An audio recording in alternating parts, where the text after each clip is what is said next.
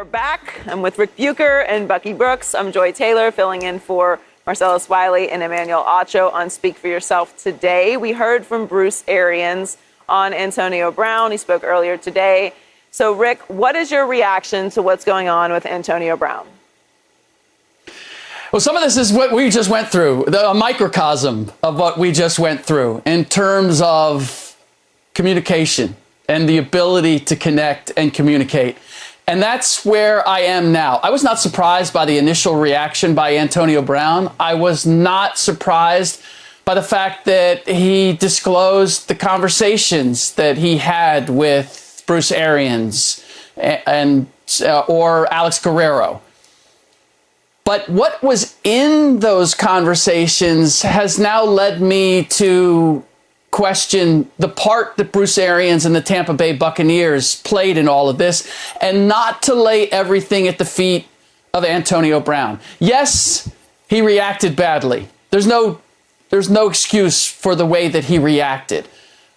But I'm seeing this as a failure to communicate and a failure for people to understand where they were, because clearly this issue with Antonio Brown and his ankle and his readiness to play started well before the game or on the sideline. That's clear through what was disclosed in the text messages, particularly with Bruce Arians. And Bruce Arians clearly had questions about Antonio Brown's readiness and willingness to play.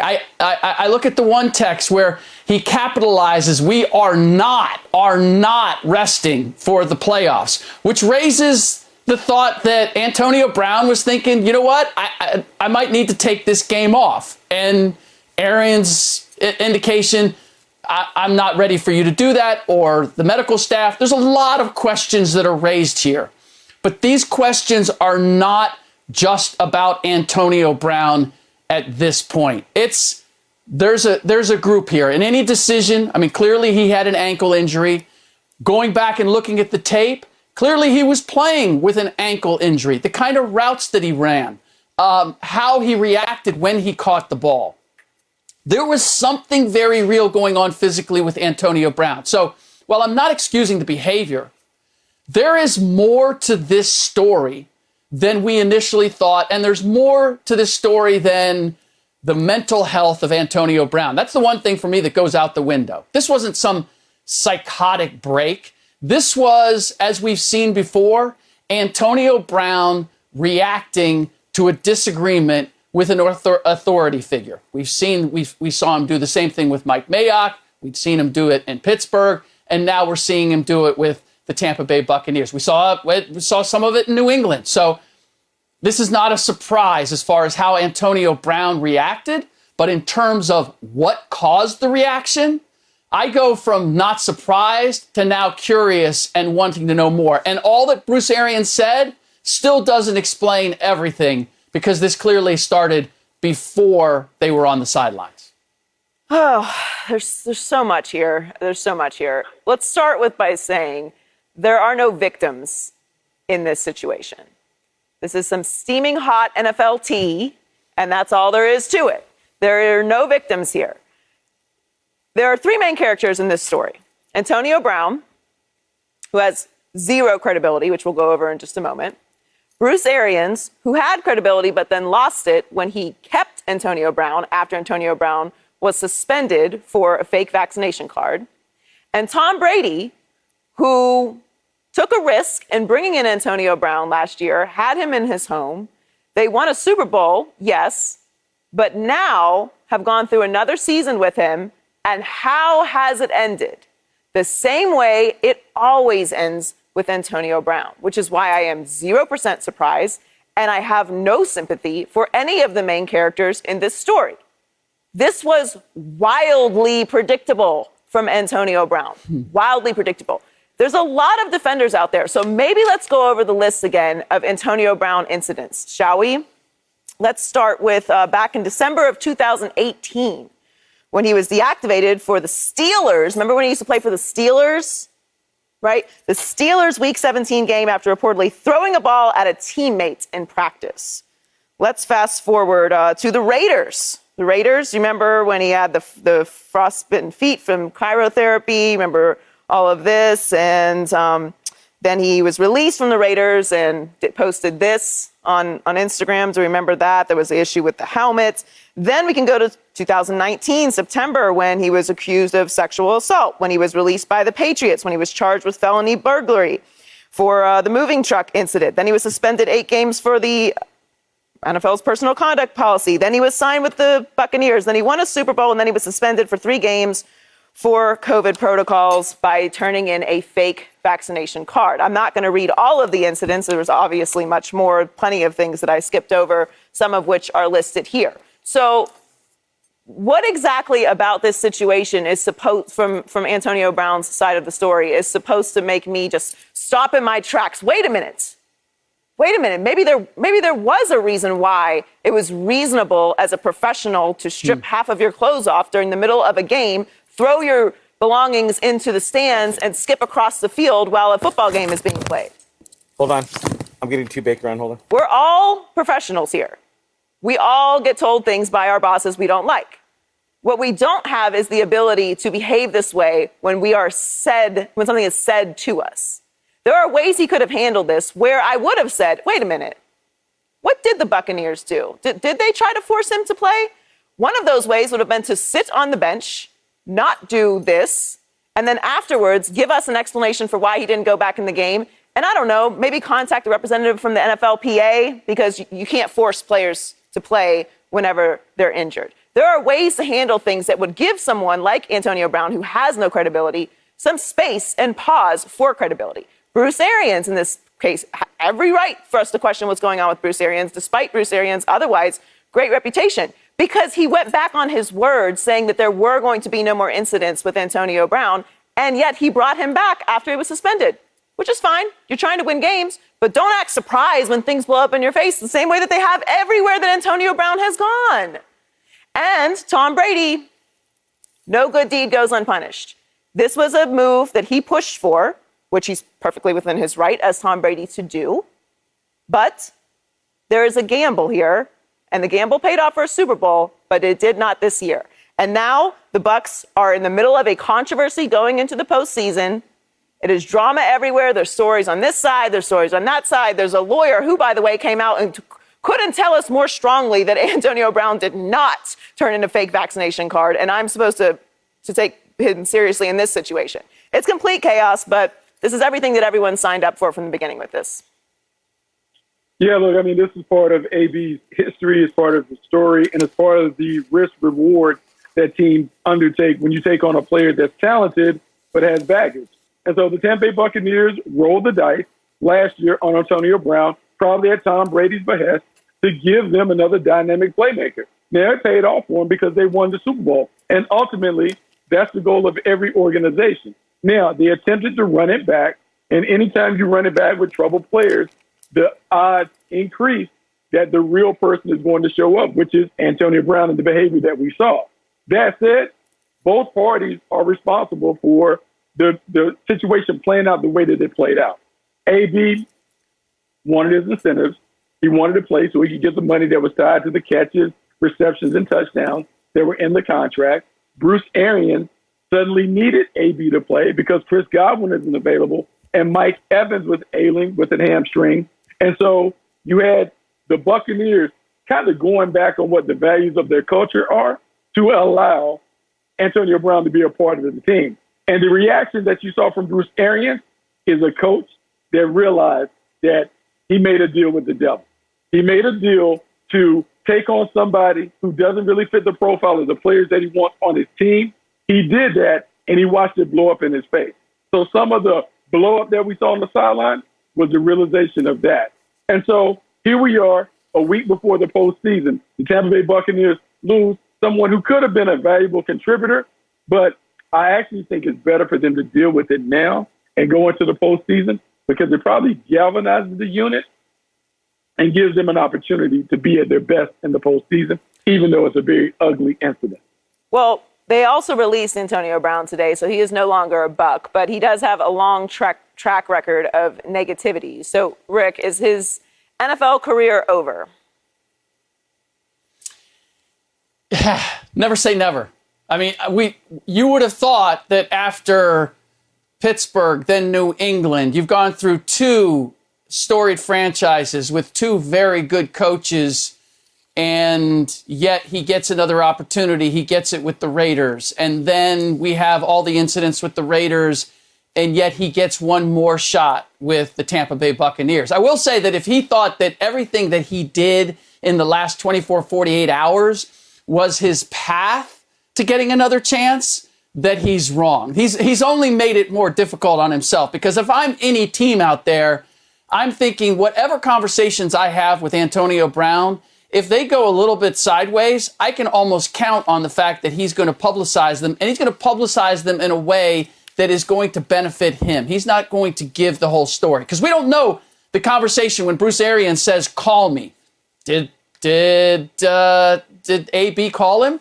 See me in the morning. Did he show up for that conversation? What transpired? There's so much that we don't know. All we know is that this kind of trouble follows Antonio Brown. And at this point, you've had two teams now, the last two teams, that have ultimately paid a price, a very heavy price for betting on Antonio Brown. So I can't say that there's not some team out there, there's not some coach that's going to think, I can handle this now that I know what I know about Antonio Brown. I'm desperate for a wide receiver. Maybe we can make it work. It's incentive laden. All the things that the Tampa Bay Buccaneers told themselves to bring back Antonio Brown. There's the possibility that there's some team, GM, head coach that is willing to take that gamble. I doubt it, but I'm not going to say it's impossible. No, I don't believe his career is over, because nothing up until this point has shown us that people aren't going to continue to take chances on him. I mean, he's obviously very talented, but time and time again, we've seen how it's ended, and time again, a team will line up to think that they're the ones that can handle the situation, and it is not going to go like that for me. We're a solid organization. We're the GOATs. We have a great culture, or we can handle it, and here we are again, having the exact same conversation once again. Now, for the rest of this year, why would I sign him? You're so hurt you couldn't go in the game, and so angry about being told about it that you took half of your clothes off and skipped across the field. So obviously there's nothing that you can bring to me at this point in the season. You're injured. You were too injured to go in, right? Isn't that the whole story? Isn't that the story with Guerrero? Isn't that what you're saying about Bruce Arians? Isn't that what you're accusing the training staff of, right?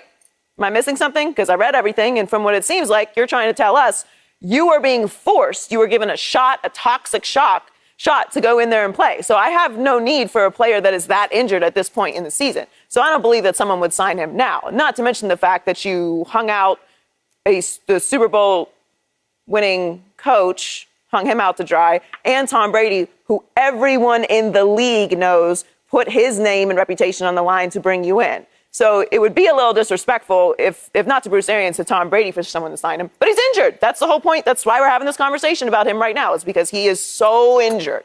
So no one's going to bring him in right now. That doesn't make any sense. But next year, I would not be surprised in the least if he is on a team, and we will be having the same conversation probably about this time next year, because that's how it goes. No, I think it's done. It's a done deal. He violated the GOAT. Tom Brady was his biggest advocate, his biggest endorser. He won't get anybody who has as much clout or as power as Tom Brady. It's a done deal. He basically wrote his epitaph and obituary. It's done. And the way that it played out, the aftermath, the last 24 hours with the statement, taking shots at Tom Brady and the trainer and all that other stuff, it's over for Antonio Brown. I hope he enjoyed his 5 minutes of fame, but it's done. No one else will take a chance. No one else will subject their franchise to this kind of behavior. He has seen his last days in the National Football League. We will see if it impacts his status as a potential Hall of Fame candidate. But yeah, it's up in smoke. Yeah, we'll talk more about that later. We have a lot more on Antonio Brown. We'll tell you how much his latest controversy will impact his legacy.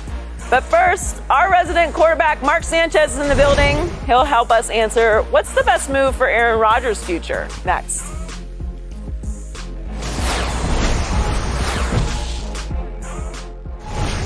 Aaron Rodgers is the front runner for MVP, and his Packers were the number one seed in the NFC, but that has not stopped people from questioning his future. Rodgers was asked yesterday if his perspective has changed and the grass might not be greener outside of Green Bay. He responded, quote, "The grass is greener where you water it." Very, very thoughtful No, I actually like it. He's right. He's right. Where you put your energy grows. right. So, Mark, what is the best option for Aaron's future? Well, I think right now he's perfect where he's at. I don't think there's any reason to upset the apple cart at this point. I think if you read further into that interview he did, he explained that when he sat down with the GM and he met him in the middle, right? Quote unquote, met me in the middle. I think they recognized that he had some grievances. He didn't just put them in the suggestion box. He put them out for everybody to see, which was one way to handle things. And everybody's going to have their opinion on that. But the most important thing, they got the result they wanted. And clearly, he seems like he's in a great place. I mean, look at the turnover margin for the team, number one. He's on a great squad. They're getting him the ball back. They're first in turnover margin. I mean, these last 5 weeks, 281 passing yards a game, 14 touchdowns, no interceptions, 71% completion. Like, what else do you want? So I think he's in the right spot, obviously. I think everything's going to depend on this playoff run. And the pressure is going to come in the championship game. Should they make it there, which they're slated to, that's where it's going to be, because that's where his issues have come. 1-4 record, his passer rating's a little more pedestrian at 83.7, 9 touchdowns, 8 picks. It's not very Aaron Rodgers in an NFC championship game. So they'll have the home field. Everything's set up for him. But what's crazy is he's got like this emergency exit plan. Like, don't pull this lever until there's an emergency, like on your plane. He's got this contingency plan, like just in case I got a parachute, I could hit this lever and, I'll see you in Denver kind of thing. Yeah, that's what gives me pause. Like, what's best for Aaron Rodgers? Whatever Aaron Rodgers wants, but I don't know what Aaron Rodgers wants. I know what Tom Brady wants. He wants to win 15 Super Bowls and, be untouchable in the legacy of football. And I know what Russell Wilson wants. He wants to continue winning and play for a really long time. And I know what Matthew Stafford wants. Like, he's come to LA to try and win a championship. Aaron is mysterious. He is. He has this mystique about him. His Yoda quotes. And look, he's a layered guy and he's kind of controversial, and that's fine. But because of that, I really don't know what's best for Aaron Rodgers, because I would really be projecting my own expectations of his career on him to answer this question directly. So if Aaron Rodgers' motivation is to win more championships, then I would say stay in Green Bay. You have the power that you asked for now. You certainly have the leverage. We know that Jordan Love isn't the guy. Since they've taken him, you've won an MVP, been to an NFC championship game, number one seed in the NFC, lock up the division, home field advantage, and will probably win another MVP. So there's no questioning what your capabilities are. Mark just read all the statistics. But if your motivation is a new challenge, Green Bay is not the place. You know that place in and out. You've had 17 years there. And that's kind of how Aaron is wired. He kind of creates these little drama pockets throughout the season, and these enemies that don't really exist. And it's like the liberal mob media or whatever was talking about, like, hey, it's not canceled. There's still commercials and everything's still happening. So we know how he is. So because of that, I really don't know how to directly say what's best for him, because we don't really know what Aaron wants in the long term, which is fine. I'm actually comfortable with that, because I'm into different personalities in sports. Everyone doesn't have to be the same. And he has a championship. So if he didn't have a championship, then I think I would look at his career a little differently. But his legacy to me is set whether he wins another championship or not. And because of that, I really don't know what direction he's going to go in. No, look, I think Mark pointed out, the Green Bay Packers are the best situation for Aaron Rodgers. It has always been the best situation for him since they drafted him. Great quarterbacks have to have 3 things to really tap into their full potential. They got to have protection, they got to have playmakers around them, and then they have to have a great play caller. Well, when I look at the Green Bay Packers situation, they have all of those things. They have consistently had an outstanding offensive line around Aaron Rodgers, so he doesn't get beat up and hit. And as he gets older, that's more important now than ever. The playmakers around him, Devontae Adams is the best wide receiver in football. And then what they did is they upgraded the running back situation with Aaron Jones and A.J. Dillon. Well, now they're asking Aaron Rodgers to do less. And then Matt LaFleur and the system has allowed the artist to be in a structured environment where he doesn't have to freestyle and do all the things that he was doing previously. So when I look at that and I think about the defense that is playing well, Mark talked about getting the turnovers and giving him extra possessions. What else could Aaron Rodgers want? I know he likes the drama and the soap opera of this entire thing, but there's not another organization that can give Aaron Rodgers a better opportunity in a Super Bowl than what he has in Green Bay. if he leaves, he's not leaving for football reasons. He's leaving for life reasons, something that extends beyond the football field. I think that's a great point. I think Joy brought it up, but if he wants a new challenge, if he wants something different, a new atmosphere, a new locker room, different teammates, whatever it is, I mean, he can kind of dictate his own terms too, especially if they go out on top this year and that's kind of his, sunset cruise ride out of this thing and just deuces. See you later.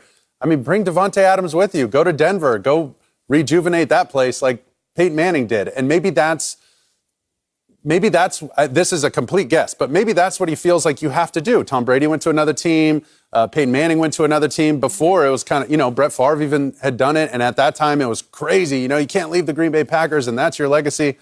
Well, maybe that's what he wants to do. I mean, I don't know for sure. Aaron's the only one who's going to know. And even if he does know, he's probably not going to tell us. So, well, everything seems to be going the right way for the Packers right now. But Mark, is there added pressure on Aaron Rodgers this postseason? Well, I think it's not like can he win the big one, right? Because he's got that the Super Bowl championship in his back pocket. But now people are just like, well, that was so long ago. And you can't argue with his production during the season and even the first couple rounds of the playoffs. But the biggest, issue there is, the first half of these championship games, 2 touchdowns, 6 interceptions. He's had a slow start to these games, whether it was at San Francisco, in Green Bay last year against Tampa Bay. And the way it ended, right? Like people question, hey, should he have run on that last, third down, fourth down? Did they give him the opportunities at the end? Did he want another crack at it? Did, they had to play, they didn't go for it on fourth down or whatever it was. And now the defense has to come bail him out. Like, did that leave a salty taste in his mouth? So if it ends exactly the way it did last year, then I think there's reason to leave. But if he goes through this thing, handles business, plays the way we've seen him play most of his career, other than those championship games, I think it's a done deal. He can ride out whichever way he wants. But yeah, I think the pressure is really going to come in that NFC championship game. Everybody's going to bring up these exact same stats and say, well, this is kind of his kryptonite now. He's won a Super Bowl a long time ago, but this is where he really struggles. And that'll give whatever team they're playing a little motivation, thinking, hey, this guy, we can catch him on a bad day. This is when he has his bad days. Let's go get him. Yeah, I agree with all of that. And to add a little bit more to it, this has been an extremely noisy year for even through the offseason and preseason for the Green Bay Packers and Aaron Rodgers. And whether I think that should matter or not doesn't matter. It's going to play into it. He has been very public. He's had a lot to say about a lot of things. He's had the controversy with COVID this year. Whether we think that's important or not in the story of this season, it will be brought up. And it has brought a lot of extra attention to the team outside of just what they've been doing on the field. So will that add a little extra pressure? I think so. To your point, Mark, how those championship games have gone the past couple of years, it feels like they're always just right there. If he wins another MVP, winning back-to-back MVPs and then still coming short of the Super Bowl or not winning the Super Bowl, will come into the story of his legacy. I don't think it will change how we view him as his talents and his production and what he's brought to the game of football. But as far as his championship legacy and what his winning produced, it definitely will. And the extra things that happened around him and his interviews and the controversies will play into having a little bit extra pressure as well. Oh, it's a lot of pressure because he can't be in that GOAT conversation without multiple rings. It is very similar to the conversation that we have around LeBron James. LeBron James can win one, but he had to go to Cleveland and win a title. He also had to come to LA and win a title. So for Aaron Rodgers, he needs to win another title in Green Bay because when you think about Eli Manning has 2 titles. Big Ben Roethlisberger has 2 titles. If Aaron Rodgers is all the things that we have said he is, one of the greatest passers that we've ever seen, one of the most talented quarterbacks that we've ever seen. Well, ultimately, quarterbacks are judged by their ability to win games and really their ability to win big games on big stages. Mark talked about all the failures that he has had in the NFC Championship game. I think his record is comparable to that of Donovan McNabb. We don't talk about Donovan McNabb being one of the greats. And I'm not saying that they're similar players, but at some point, you have to get back to the Super Bowl and win another one for us to put you even in that conversation with Tom Brady. So the pressure that we sense from Aaron Rodgers, it's only going to escalate because now that they're the number 1 seed, they're assured of getting home field advantage. anything short of a Super Bowl is a disappointment, and that disappointment falls on the shoulders of number 12. So, yeah, the pressure is on, and it's on in a major way in Green Bay. Yeah, those are really good points, Buck, on Eli and Big Ben. That was a really good point because those are his peers, right? And those are guys he's going to get compared to. But I think also when we step back, he's added a little bit of pressure for himself with some of the noise, right? And in some ways, I think he's comfortable with that. Like Joy talked about, you add a little controversy, a little bit like The Last Dance with Michael Jordan coming up with these reasons and, issues with all this stuff around me. And, okay, this guy's now the new enemy, or this is, my made up perception of how I get motivated and how I get my flame burning to go win this game, to go accomplish the next task. I think Aaron has a little bit of that to him. And I think the best to ever do it have to, right? If you're that good at one thing, you might be deficient in others, but he's pretty damn good and it's fun to watch. Speaking of The Last Dance, he and Devontae did post those pictures cryptic. to start the season. So I've just kept back in my little petty pocket, reminding myself that this is the tone set at the beginning of the season. But when we're talking about finishing the season, how did this particular season finish for the Chicago Bulls? Success. So standard was set very early for this season in Green Bay. Coming up, is Dak Prescott really the 10th best quarterback in the game right now? We'll tell you if he's being disrespected next on Speak for Yourself. Dak Prescott has helped lead his Cowboys to a playoff berth, but there's still some doubters. NFL.com ranks the quarterback heading into Week 18, and Dak came in 10th place. They called him out after the Dallas' recent loss to the Cardinals, writing he has, quote, struggled to stay in rhythm. Let's take a look at the top 10. No surprises up top with Aaron Rodgers and Tom Brady, but as you can see, Dak is number 10, right behind Matthew Stafford and Derek Carr. So, Bucky, Dak Prescott being disrespected as the 10th best quarterback. Absolutely. Absolutely. How soon we forget what Dak Prescott did at the beginning of the year. It really drives me crazy when I look at this list, and I'm looking at him at number 10 when I see Matthew Stafford ahead of him, who has great touchdowns, but he also has 15 interceptions and 4 pick sixes.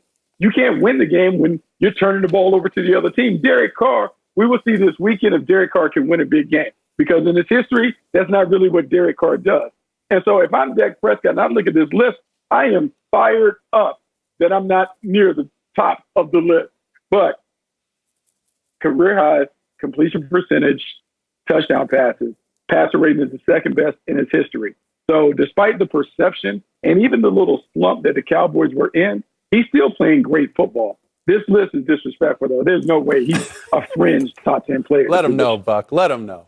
I've had a really good week with Cowboys fans. Bucky's on this New Year, New Me thing, Mark Sanchez, where he's like super positive about everything. Oh, wow. Like he's even okay with like turnovers and like high amount of penalties. It's unique. It's new changes around here. Changes at FS1.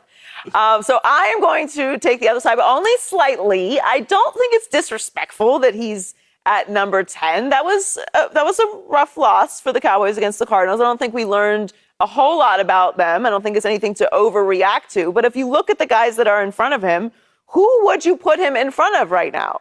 Derek Carr and Matthew Stafford. Okay, but that's not wildly disrespectful. Derek Carr is dragging this Raiders team that has dealt with nothing but controversy and dysfunction all season long without his best players. Matthew Stafford, look, I know, we can't say anything bad about Matthew Stafford, but I agree he has had an obscene amount of turnovers and he is not getting the criticism that he probably deserves for those turnovers. But all of these quarterbacks outside of Derek Carr do something spectacular. And I feel like that's okay. That's what I love about Dak, is that he doesn't need to be spectacular necessarily for the Cowboys to win. But if they're going to go to the Super Bowl, he's going to have to show something more. And I love Dak Prescott. I'm a huge Dak Prescott defender. I have done nothing but say great things about the Cowboys all week, but I don't think it's disrespectful that he's behind Derek Carr, who is the reason why the Raiders are even in contention for the playoffs, and Matthew Stafford, who is the quarterback of the team that is higher in the NFC right now than the Cowboys. I think that's totally fair, but we will not tolerate disrespect, Joy. Okay? Disrespect from who? No, I just, I'm a big Dak fan. Obviously, I'm a little biased. I was there his rookie year. I appreciate him. I appreciate his work ethic. I like him as a person, and I think he's a phenomenal player. But the more I'm in the TV side of things, the more I see it. I mean, the NFL's got the best ongoing soap opera of all time. You sprinkle in, these drama scenarios, right? It's almost like the Truman Show, and they're just adding a little adversity here and there. You get the Antonio Brown stuff last week, and then it's like, I could just see them at the NFL Network like, oh, this is going to be great. Watch this. We're going to move Dak from 8 to 10. Oh, Cowboys are going to blow up. Watch this. Watch how many clicks we get on this, because the history of the NFL, Bucky, it's written every week, right? Every week, week to week, you either get a green arrow up or a red arrow down. And because they lost last week and it didn't look perfect and Dak didn't save the day with 6 touchdowns in the fourth quarter, okay, he's now number 10. He's no good. He can't even crack, top 5 now. Well, I mean, where was Josh Allen last week? I want to know where a couple of these guys were the week before. But if it's a week-to-week thing, that's fine. It's going to fluctuate a little bit. You want to be in the top 10. That's where you want to be, preferably in that top 5. If you could just stay in the 1 through 5 conversation, I mean, it's all gravy. But for Dak, he's doing just fine. And the way those stocks go, you don't just look at them week to week, right? You want to see that red and green line, but you want to see it over a long period of time. And I thought Bucky nailed that. He's done what he's supposed to do. He signs his big deal after coming off a huge injury. And he's playing his butt off. He's keeping this team competitive with a lot of moving parts. So I think losing Gallup really hurts. I think the way they lost last week hurts. But, I mean, Josh Allen threw 3 picks, 2 of them back-to-back against Atlanta, thankfully for him. So that didn't affect the team as much. Then they started running the ball. They played it a little closer to the vest. I called the game, so you're like, okay, they're changing the game plan a little bit. Let's just get out of here with the win and not embarrass ourselves. Hey, Josh, you got to play a little better. Cool. But nobody's going to say anything, so we're good. Because they won. So, listen, is it a little disrespectful? I think so. And if that's motivation for Dak, great. But I'm good with them. I think he's playing his butt off, and he's giving them their best opportunity. You know what, George? I have to have Mark Sanchez come on more when I'm on there. I'm going to see if I can get that written in my contract. I need an advocate and a supporter like Mark Sanchez. Mark Sanchez gets it on a major level. And I also understand that Mark Sanchez, you've been so impactful on Dak Prescott. That's why he's upped his dressing game, because you were there his rookie season and showed him how to do it. You took some of the time from those GQ photo shoots to make sure he understood how to be a professional. I get it. And the thing that I'm upset about is we're talking about top 10. He should be in the top 5 conversation.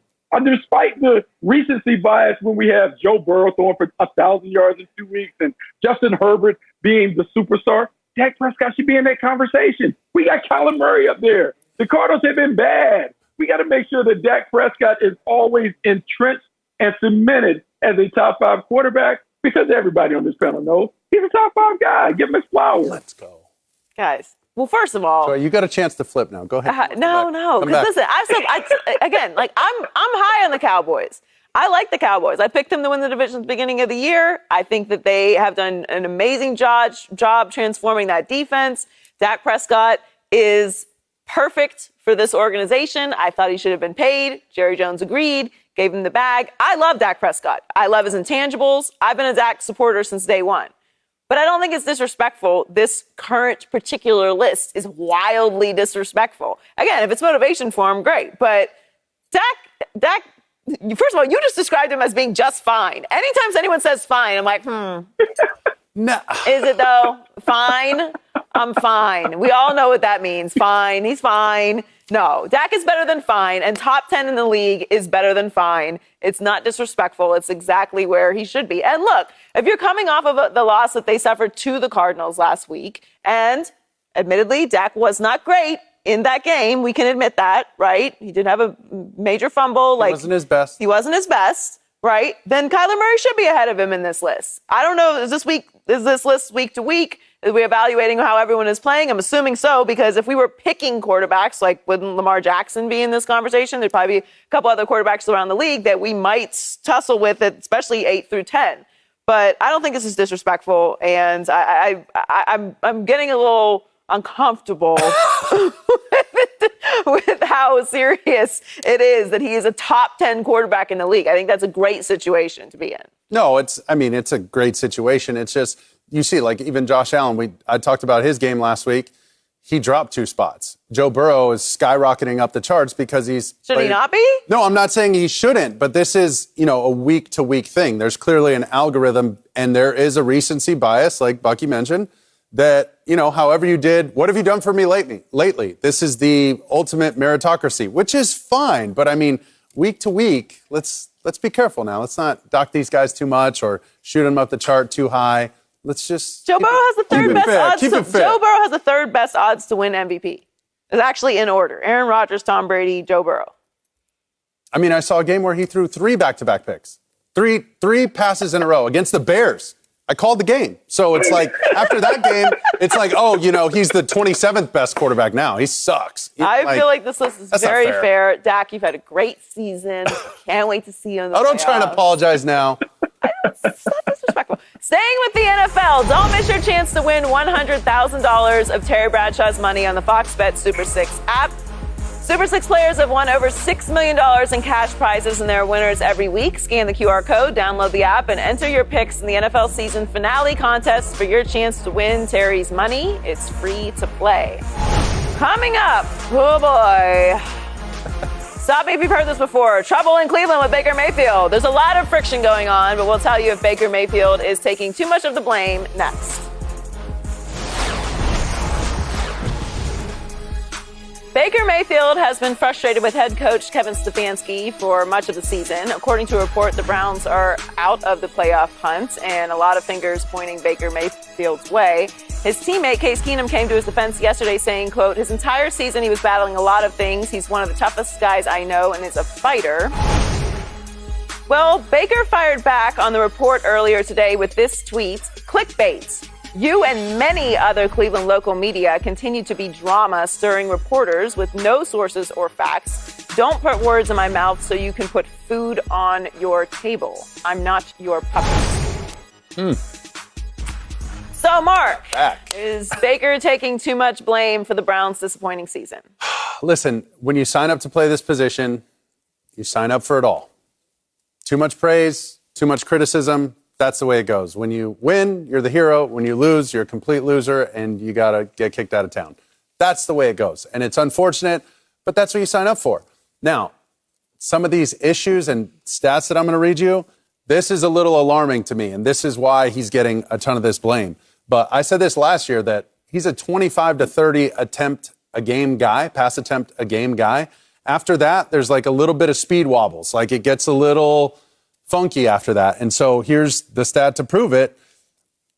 Let's see, he's 4-17 when attempting 36 plus passes. When you attempt 36 plus, that's because you're in a tight fourth quarter game or overtime game. Like you get near that 40 number, you really got to put the ball in the air. Getting closer to 50, like you're really trying to come back in a game and you got to throw it around the yard. That's fine. But this is the issue. Those losses when he has to carry the team. And now this is year 4? So granted, he's been dealing with a ton of injuries.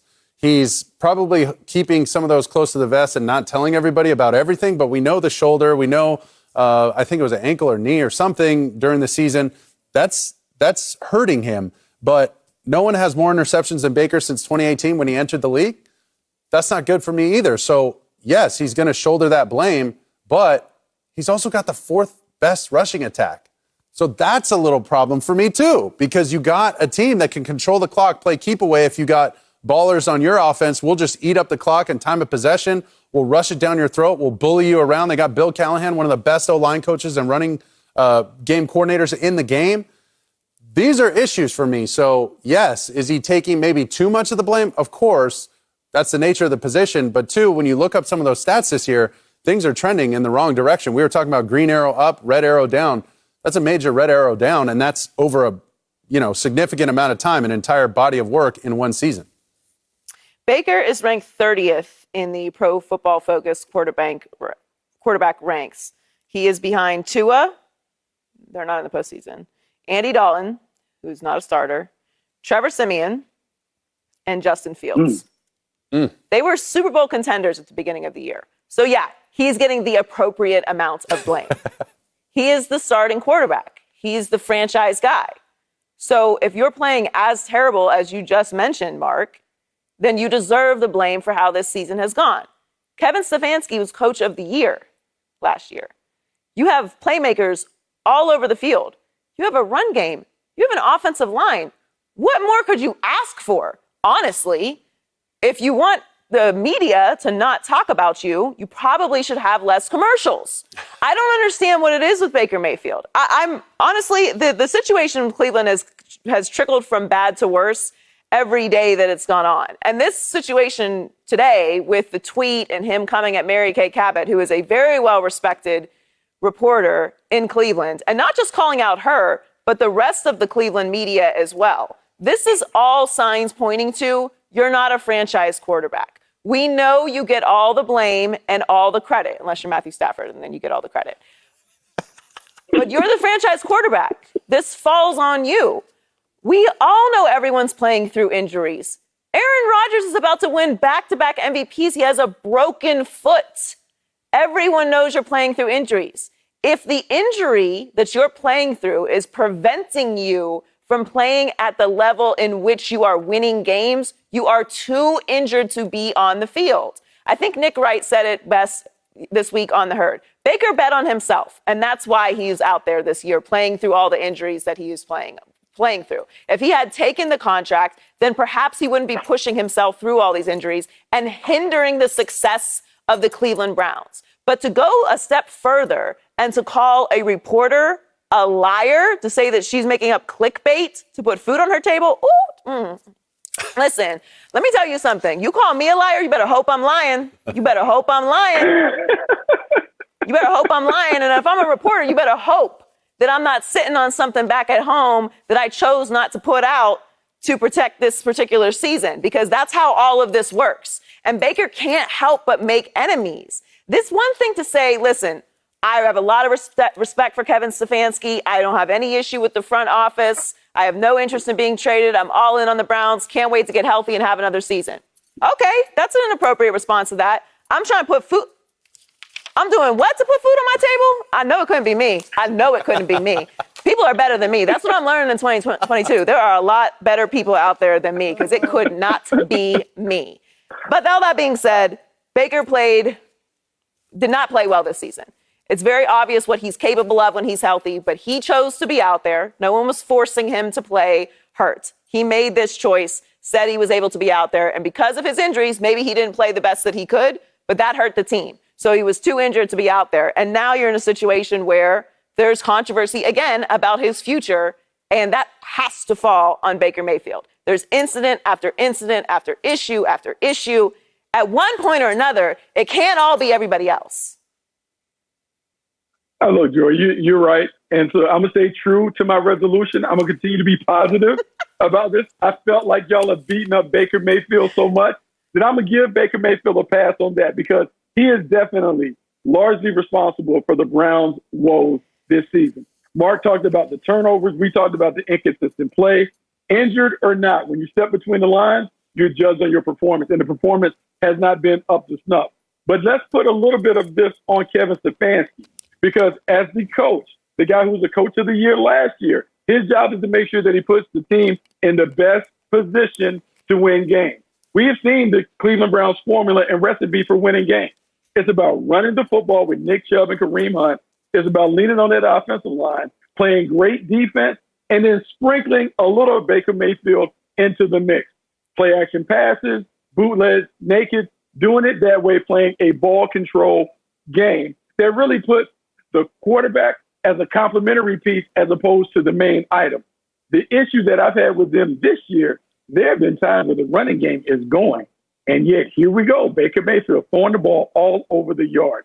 I think at some point as the head coach, you have to understand exactly who you are as a team and what your players do really well and what the deficiencies are. When Mark brings up that stat that the Browns are 4-17 when he throws it 36 or more times, in your head you say, hey, we don't need to throw it 35 times or more. We need to make sure that even though we're behind, we're going to keep running the ball. And so Kevin Stefanski has to take some responsibility for letting this get off the rails. Final point. Odell Beckham Jr., for whatever reason, they couldn't work in Cleveland. They couldn't get it going. But yet he goes to Los Angeles and becomes a factor. Somewhere along the line, even if he's not getting on the same page with Baker Mayfield, those guys have to get in a room and figure out how to use a talented piece. They let him go for nothing. And I think ultimately at the end of the year, when they needed this offense, particularly to throw the ball, they didn't have enough weapons that would command attention from the defense to make it easier for the quarterback to play. That's on Kevin Stefanski. That's not all on Baker Mayfield. Yeah, I think you're spot on, Bucky. And, I mean, really, the Cleveland Browns are going to tell us right now, maybe in 10, 15, 20 years after this thing plays out. It seems like every week they kind of go to him. This is me completely guessing here. But, hey, are you good to play? And you know what he's going to say. Hell yeah, I'm good. Let's roll. I don't care if you have to shoot me up, tape me up, whatever it takes, I'm on the field. And they're kind of like, okay, he'll either play his way into this organization or play his way out. We'll just let him do it. But when you're in a ball game, and I've been there, I threw 5 picks against the Buffalo Bills, and we lost in overtime because we rushed the ball for almost 300 yards, okay, as a rookie in New York with Thomas Jones, our awesome running game. Everybody's getting frustrated because I just keep giving the ball to the other team like it's my job. It's an awful night. We lose. But we're in the ball game. We're a field goal from winning the damn thing. What he did against the Packers to be in that game with 4 turnovers, like I remember going back and watching that game against the Bills, and I'm like, oh, my God. I mean, just take away 2 of them. Just 2. Cut them in half. Cut the turnovers in half. You might run away with the game because of the way they're running the ball, the way their defense is playing. I mean, they had that Aaron Rodgers offense throttled a couple times. That, to me, is an issue. Like, those things you got to get fixed. And I don't know if that's the right player to get it fixed with, based on what we've seen over a long period of time. This isn't like, okay, he's Jordan Love. He's had 2 starts. We don't like him. He's had plenty of time. So this is going to be interesting. They're tied to him. Obviously, somebody's probably going to come in and compete with them next year. But he's making right around whatever it is, $18, $19 million with his 5th-year option. So he's going to be there. Now it's just in what capacity and where do they go from here? But they got a lot of questions to answer. No, to your point about that story, Mark, you were a rookie. True. Yeah, Baker is not a rookie. And in his career, he was 6-7 in 2018, 6-10 in 2019. 11-5 in 2020, and that seems to be the exception because he is now 6-8 on the season, and he's 23rd or worse in passer rating, passing yards per game, completion percentage, and passing touchdowns. So we have enough evidence of what Baker Mayfield is when he's healthy, when he doesn't have weapons and he has to elevate the team, when he's not healthy with weapons and can't elevate the team. I do think you're right, Bucky, about Stefanski. He does deserve some of the attention for how things have gone because he continued to put Baker Mayfield in a situation where everybody could see, and the statistics show he does not succeed in. However, when you are out there not succeeding, it's probably not smart to then continue agitating everybody, including all of the Cleveland media, which is basically the last group of people that are defending the situation at this point. Coming up, we have a lot more on Antonio Brown. We'll tell you how his latest controversy will impact his legacy next. Antonio Brown left in the middle of the game last Sunday and proceeded to call out his now former team earlier this week. AB has now left on bad terms with 4 different teams, but he still has he's still a 7-time Pro Bowler, a 4-time All-Pro, and is a Super Bowl champion. So, Rick, how much will the latest controversy impact AB's legacy? Not a damn bit.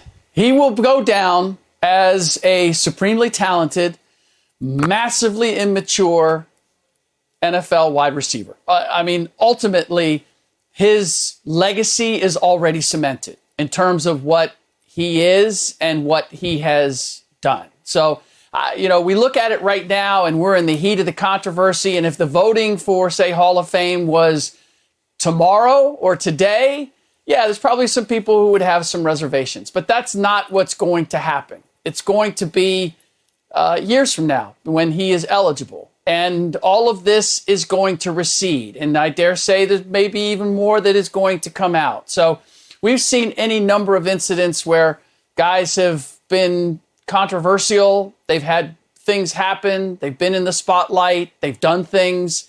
And yet, when we step back and we look at his career and what he's done, particularly in Pittsburgh, I mean, honestly, he was in the Hall of Fame when he left the Pittsburgh Steelers. 7 years as a starter, 7 Pro Bowls, 4 All-Pros.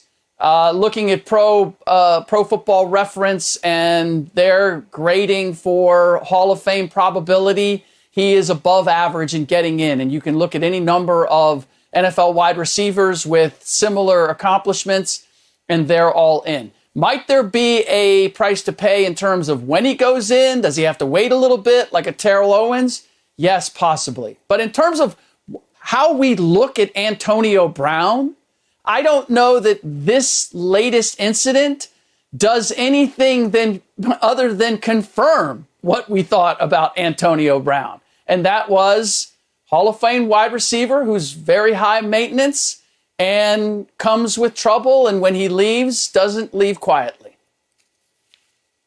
Yeah, legacy and Hall of Fame resume are two different things. Nothing about what happened this past weekend or what's still happening or what will happen this week with this whole story has changed my opinion of Antonio Brown at all, because it's not surprising. I don't make a habit of being surprised by people who do things over and over and over and over again. Maybe I should, because I get accustomed to the insanity, which is a place I'm far too comfortable in. But this is what it is with Antonio Brown. So his legacy is what it is. We know why he was there. It's because he's as talented as he is. It's why the conversation is still coming up about whether he will go on another team next year, because he is as talented as he is. But all of that aside, his legacy is what it is. The antics, the posting of the screenshots, the incidents, the off-the-field incidents, the issues with coaches, the Facebook Live, everything is set. We know that. That's in history. It happened. He did it. He can change that if he chooses to change himself moving forward, but it doesn't seem like that's what he's interested in doing. So his legacy is one thing, but his Hall of Fame resume is done. And this is where it's going to become very, very interesting, because we saw something similar to this. And I don't like to use this example because T.O. never had any off the field issues. But we know what the Hall of Fame did to T.O., which I wildly disagreed with. And the reason for it is this. And we talked a little bit about this yesterday when we were talking about Aaron Rodgers and the MVP voter not wanting to vote in Aaron Rodgers because of how he felt about his character. You have to set the standard and stick to it when it comes to these things. I very much believe that. So if you're going to consider character when it comes to things like the Hall of Fame, you must always consider character when it comes to things like the Hall of Fame. You can't pick and choose.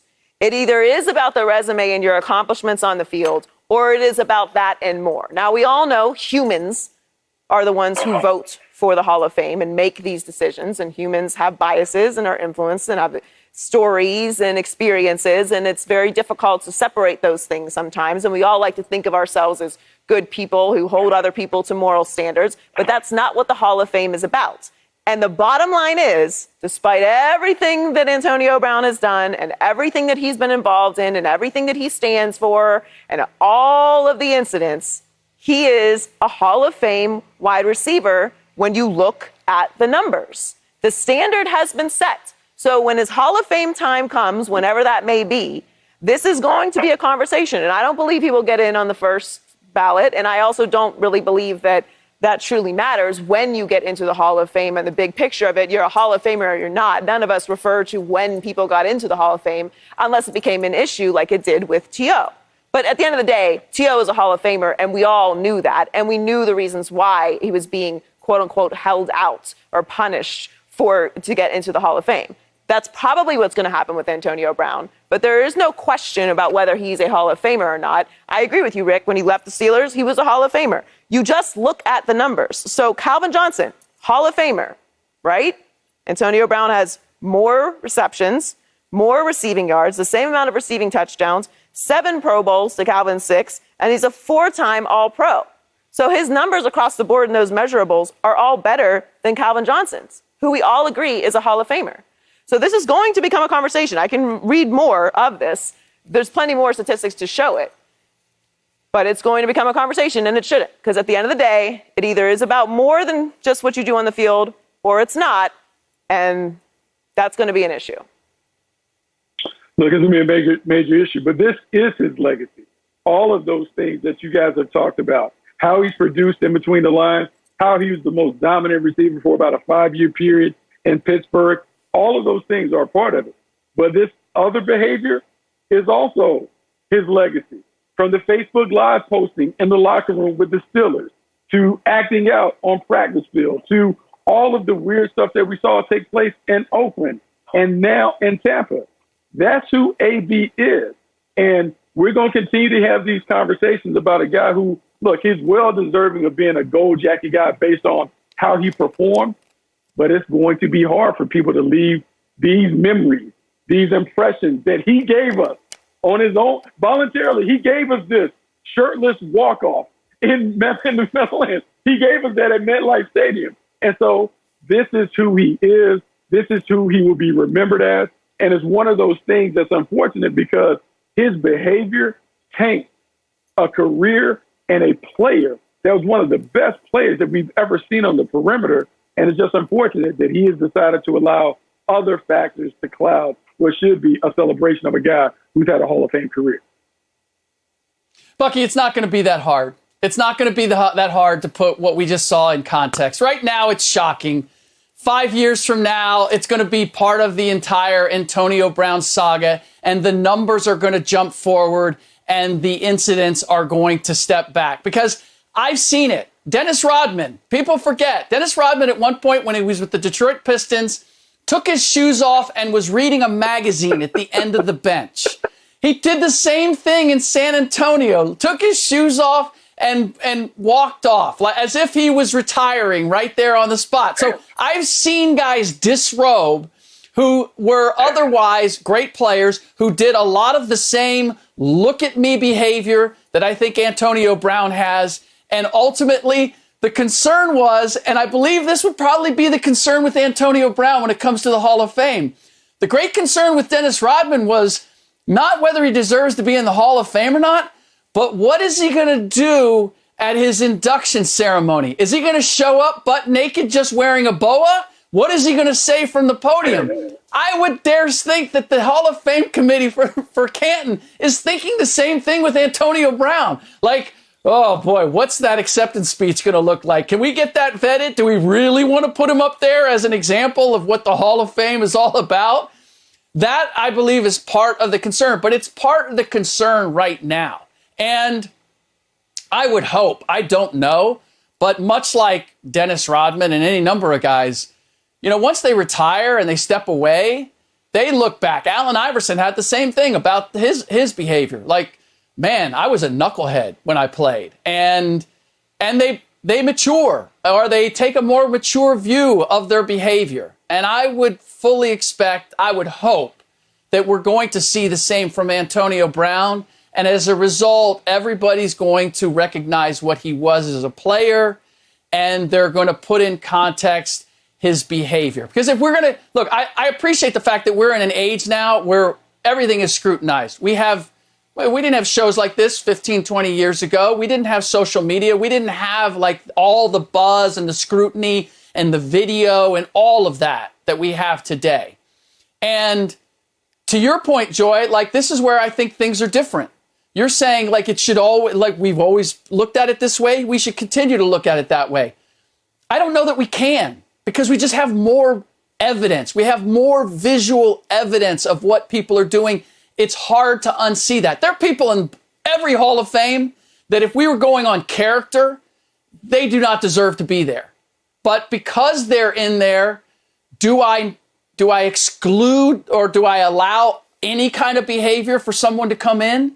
That's the difficulty that every Hall of Fame voter has now. Like, do I judge based on what I've allowed, or do I judge based on what I know now? You judge based on what the criteria of a Hall of Famer is. And that's why I don't want that responsibility. Because I can't be biased. I'm not in that journalistic space. It's the same thing I said yesterday with Aaron Rodgers. But if you do decide to take up that mantle and that honor of voting for who should be in the Hall of Fame, there should be a standard for what a Hall of Famer is as far as what they actually contributed to the sport between the lines. And we know everything that Antonio Brown has done off the field. We know what he's done with his teammates and with his coaches and every incident. We don't need to go over them again, although we probably do, because apparently everyone has forgotten most of what's gone on with Antonio Brown over the years. But the bottom line is you do have to separate it. To your point about Dennis Rodman and all of the stuff that's going on now with social media and these shows and all of the constant coverage, that's why I think it will be a major issue and it will be hard for people to separate it. It's not the same time as Dennis Rodman. And as far as Antonio Brown reflecting on his career in a different way, he's doubled down on everything that happened this week. So I have no hope and no information that would lead me to believe that he's going to regret or speak in a different way about what's happened this week. He's doubled down on all of it. He's called out Tom Brady and Alex Guerrero and Bruce Arians and the training staff, and he said it's not a mental health issue, and he took a shot he didn't want to take, and it's everyone else's fault. So there is no backing off anything that happened whatsoever. He's kind of said that it wasn't his teammates, but then he did tag Tom Brady on the Alex Guerrero thing. So if anyone wants to break it down how he's not doubling down on it, for me, I would love to hear it. But it doesn't appear that way to me. So I do think it's going to be a major issue when it comes to the Hall of Fame. But it shouldn't be because the numbers speak for themselves. Look, I learned something because when Rick brought up the Dennis Rodman thing, I think that's a great comparison because it's about as crazy as we can compare him and what we saw on Sunday to what Dennis Rodman used to do in the arenas at certain points.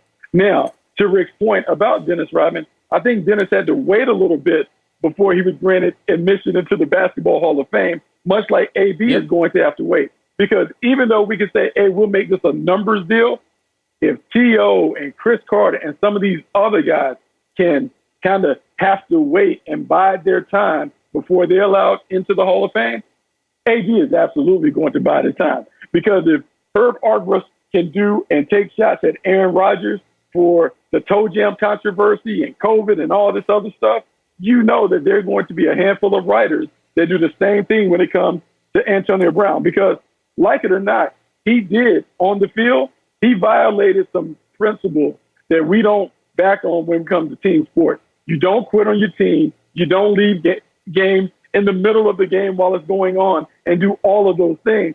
That is hard for some traditionalists to get past. And so, yeah, his legacy will be fine with the numbers, but that behavior and the weird behavior that we've captured that'll make YouTube clips of him running out and the feet issue that he had with the Raiders and all that, that's a part of who he is. And we're always going to talk about that, unfortunately, when we have this discussion about Antonio Brown and his impact on the National Football League. And also, when you're talking about character getting into the Hall of Fame, Rick, to your point about how it might be difficult for voters, well, then we can't keep saying, oh, well, when the talent is worse than the problems and talent gets lower than the problems, then we cut them. But we're going to tolerate this for as long as they keep producing things. Well, you can't pull that when it comes to the Hall of Fame then. It was okay when he was playing to tolerate this kind of behavior. But now when it's time to talk about the Hall of Fame, it's an issue. If it's a character issue, it should be a character issue when they're playing and when they're retired. It's across the board. And that's why I say just keep it out of it. It's got to come down to the numbers. Coming up, the Chiefs are used to being on the top in the AFC, but we'll tell you if the Titans are their biggest threat next on Speak for Yourself. The Chiefs have won 8 of their last 9 and are looking to repeat as AFC champs. The Titans are currently the number 1 seed in the AFC, and they have designated their superstar, Derrick Henry, to return from the IR. They can clinch the number 1 seed and a bye with a win over the Texans, allowing Henry to get more rest. So, Bucky, are the Titans the biggest threat to the Chiefs in the AFC? Absolutely. They're going to be the number 1 seed if they finish and take care of business this week. You look at the way this team has fought through adversity. Mike Vrabel was deserved Coach of the Year. I mean, this is a team that obviously they lost a back-to-back league rushing champion. They played without 2 all-star playmakers on the perimeter, and A.J. Brown and Julio Jones for parts of the season. And they played with a leaky defense that struggled early, but it started to play better late in the year. This is a team that is dangerous because in losing Derrick Henry, what they discovered, Deontay Foreman is a pretty good running back. The running game hasn't skipped a beat. In fact, when you look at the numbers, they're averaging the same amount of rushing yards per game as they were when Derrick Henry was there. So that tells you that they now have a deeper, more talented rotation to throw at opponents, which is scary. Mike Vrabel has built a team that is tough-minded, resilient. You see that in the defense, which is playing their best football down the stretch. The last 4 games, they haven't given up more than 19 points in any of those contests. So every coach will tell you, you want to be playing your best football headed down the stretch. The Tennessee Titans are doing that, and then they get the big fella to come back in the tournament. The Kansas City Chiefs don't want to see the Tennessee Titans because the Titans are to be feared. The Titans are to be feared. I agree with you. If they have Derrick Henry.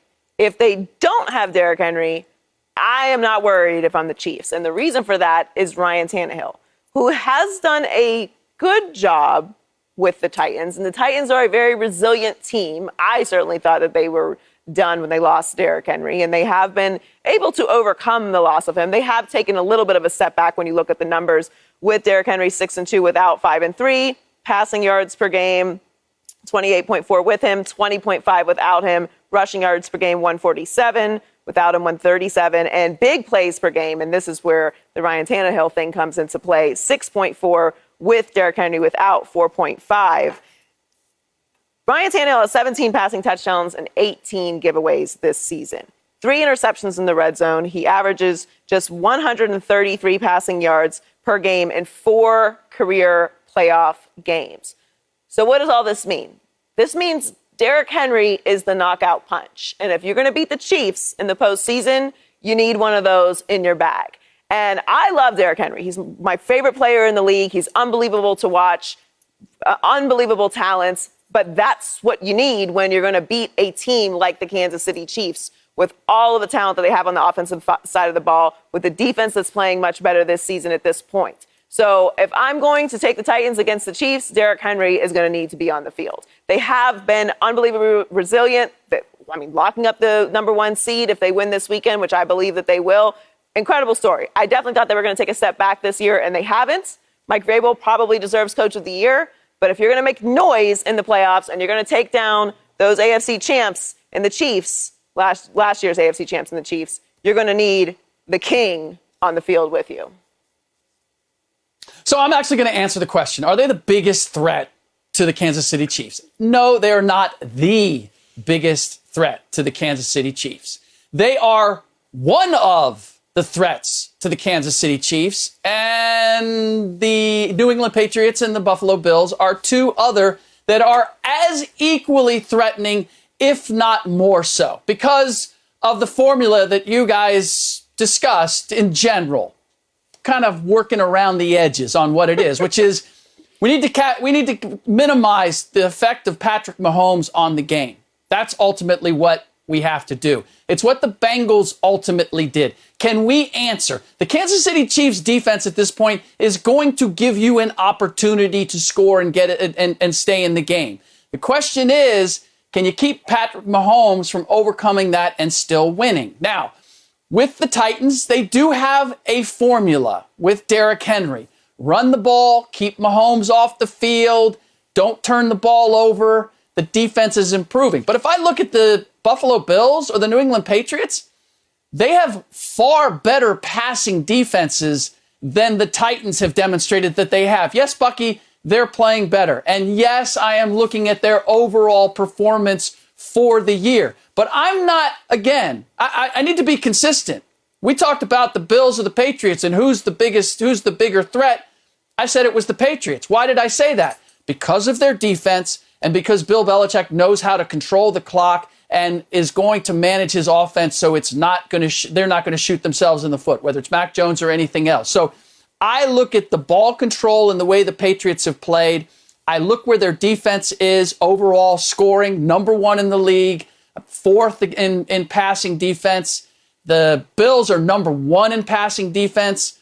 Yes, their running game isn't the same, but you have Josh Allen who kind of provides you that running game, right? To keep the sticks moving and to control the ball. So overall, I think the Titans have the ability to beat the Chiefs. But am I looking at them as the biggest threat to the Kansas City Chiefs? I can't put them on that level. At best, they're right there with the Bills and the Patriots. Oh, my God. Come on, Rick. Get off the fence. They're not right there. They're above them. They've whooped those teams. We saw it play out. They're tough and physical. They do all that. If I'm not mistaken, I think Mike Vrabel plays for the Patriots. There's no They give fence you the here. same stuff. Yeah, they give you the same stuff. They give you the Patriots formula, but they do it in a different package. It's in a bigger, better package with Derrick Henry on the field. I think we've seen Derrick Henry clear for practice, so he's back in action. He gets a full week to work and recover. Now you don't have to lean on him entirely to be the offense. Their running backs coach is talking about now develop a trust with Deontay Foreman. That means that now they will actually rest Derrick Henry in game. So in the fourth quarter, he'll be fresher. A 250-pound running back that is just pounding away at a soft defense is going to be fresher. Oh, the odds now say that the Titans' opportunity to win, it goes up. And everybody has to go through Nissan Stadium. You got to go through Tennessee. Look, man, they get stuck eating a hot chicken sandwich, dealing with Derrick Henry. It's all bad. And it's all bad. The Titans. Man, let's go remember the Titans. Denzel should be on the sideline. On this hollow ground. Rick, you said you were going to answer the question. You didn't even answer the question. You said they're on the same level as the Bills and the Patriots. That's right. So they're not the biggest threat to the Kansas City Chiefs. Yes, Let me they are. be The clear Bills about can't that. run the ball. In case there was any question. The way to beat the Chiefs is to keep Patrick Mahomes on the sideline. You can't do that if you're the Bills. And Mac Jones is a rookie. So, yes, the Titans are the biggest threat, and they're going to be a problem if they have King Henry on the field, who has probably had one of those delicious spicy sandwiches that Bucky just put in my brain, so I have to get for lunch later. Thanks for that. The 49ers can clinch a playoff berth with a win over the Rams or a Saints loss to the Falcons on Sunday. Jimmy Garoppolo was limited in practice Wednesday and says his thumb still hurts. Jimmy G is a perfect 5-0 against the Rams, but he might not be able to play. So, Bucky, does the news on Jimmy G change your opinion of the Niners beating the Rams? No, not at all, because the Niners own the Rams. They've owned them. They beat them 5 in a row. This is the case of big brother versus little brother. Kyle Shanahan knows that he can do whatever he wants against Sean McVay, and his team is going to end up in the winner's circle. It is something that the 49ers have done. They've done throughout McVay's tenure, and he hasn't been able to solve the riddle. I think this thing with Jimmy Garoppolo, though, is interesting because it could force Kyle Shanahan to play the quarterback who I believe gives the 49ers the better opportunity to not only make the playoff field, but to do damage in the postseason. When we think about Trey Lance, and Trey Lance having an opportunity to start the game and what he adds to the offense as a runner and thrower, you can see the big play potential. Even though that game was up and down against the Houston Texans a week ago, you saw the potential of what this offense looks like when Trey Lance is at the helm. You saw some of the big playability in terms of pushing the ball down the field, something that Jimmy Garoppolo doesn't do consistently, and how it opens up that offense. And when Trey Lance begins to utilize his legs and his athleticism to do some of those design quarterback runs and some of the read option stuff that Kyle Shanahan has in the bag, oh, man, the 49ers offense can be fun, dynamic, but better yet, it can be championship caliber if the young guy takes the ball instead of Jimmy Garoppolo. Oh, I don't know, Bucky. That makes me nervous. The Jimmy G Why y'all injury. nervous? Because of everything you said. Like the Jimmy G is the one that brought you here. Like, this was the risk they took at the beginning of the season. We know Jimmy G gets injured. There's nothing surprising about this situation. This is what Jimmy G does. Whether it's his fault or not, this is what Jimmy G does. That's why Trey Lance is there. But Trey Lance is a rookie, and not just any old rookie, a raw rookie. That's why Jimmy G has been playing all season. So this doesn't make me feel good about this game, the most important game of the season for the Niners, that we might have to go to Trey Lance. Now, we know what Trey Lance's potential is. We saw it last week. But potential and making huge plays in big moments against a tough opponent are two different things. I'm very nervous for the Niners. This is not good news that he's not feeling well. I would be, look, I'm excited for Trey Lance to see him next year, but I don't want to put him in that spot this weekend. I'm very nervous about Bucky being able to sustain his positivity for the entire year, because I think he just spent it on Trey Lance. Wow. I mean, yeah, he does have big play makeability. He also has big mistake ability. Like, it's part and parcel. They're two are the same, and that's not the formula for beating the Rams. To answer the question, does this affect their ability to win or beat the Rams? Is Matt Stafford still playing for the Rams? He is? Okay, no. They can still beat them because Matt Stafford is going to give you that opportunity, as he did week 10, giving them a pick six early on, spotting the 49ers to a 14-0 lead. The reason that I'm not worried about playing Jimmy G or that Jimmy G being somehow impaired is because he was efficient in that Rams game. But it wasn't like he was throwing the ball all over the place. He had 19 passes, 15 completions. He was very efficient. What won that game was their stout defense and Deebo Samuel being a tremendous dual threat. The fact that they were able to throw screens and get the ball to him on short passes, and he was able to run the ball. That, to me, is the formula, along with Matt Stafford giving you a gift somewhere along the line for beating the Los Angeles Rams. It's why they're vulnerable no matter who they play and why they're still vulnerable against the 49ers. But Trey Lance, roll those dice. I mean, Bucky, you just said it. We've had a formula that works against the Los Angeles Rams, and now you're saying, let's get cocky. We're so good. Let's throw the rookie out there, even though he hasn't been ready to play all season. Let's just put our playoff hopes on Trey Lance walking in and doing what Jimmy G has done. Your positivity is over the top right now, Bucky. I'm actually being a realist. I saw Jimmy G play against the Tennessee Titans. It wasn't great. All year. I feel like Kyle Shanahan. I'm over there frustrated because he's missing layups. He refuses to put the ball off the magic square. Like I used to tell my kids, put it off the magic square, it goes in every time. Jimmy G doesn't do that. So I want to see somebody else in the layup line. I want to see Trey Lance shoot the layups because I know he will give them more. You got a Jimmy G jersey. I thought you were a Cincinnati fan. Why are you going hard for Jimmy G? Yeah. What is it about Jimmy G? You protect him. You got the pom-poms. No. Look, I'm not a Jimmy G believer. It's not that. I'm a believer in proven results. And the proven results are that with Jimmy G, Kyle Shanahan beats the Rams. With my playoff hopes on the line, I don't need to go finding out whether Trey Lance can do the same thing. Not at this point, because I don't have to lean on Jimmy G. That's the heart of it. If you're right, if it was Jimmy G was going to win this for me, I might be a little bit nervous. But Jimmy G doesn't. My defense can. My running game can. Jimmy G just not trying to shoot it off the magic square, whatever the hell that is. I don't need any of that from Trey Lance, Jimmy G, anybody else, right? Don't shoot it anywhere. Just hand it off to Deebo Samuel. I wish I knew about the magic square in high school, Bucky. That's all it is? You just got to put it on the magic square. It goes in every time? Just put it on the magic square. Coming up, Aaron Rodgers fired back at the MVP voter who called him a bad guy. We'll tell you if we love or hate his response next on Speak for Yourself. Make it sound so easy. An MVP voter recently said he wouldn't be voting for Aaron Rodgers for reasons unrelated to his on-field performance, calling him, quote, a bad guy. Rodgers responded with some choice words. Let's take a listen. I think he's a bum. I think he's an absolute bum. He doesn't know me. I don't know who he is. No one knew who he was probably until yesterday's comments. So, Rick, do you love or hate this from Rodgers? I hate it.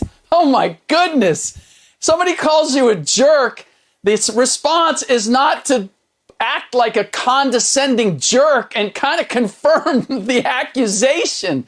And he's punching down. Look, everybody has already vilified the reporter, and he's already apologized. And Aaron Rodgers is just piling on. It's beneath him at this point. Yes, without question, the reporter was wrong.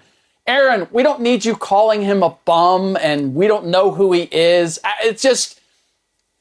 Honestly, I never really looked at Aaron as a jerk, but he acted like one in his response to being called one.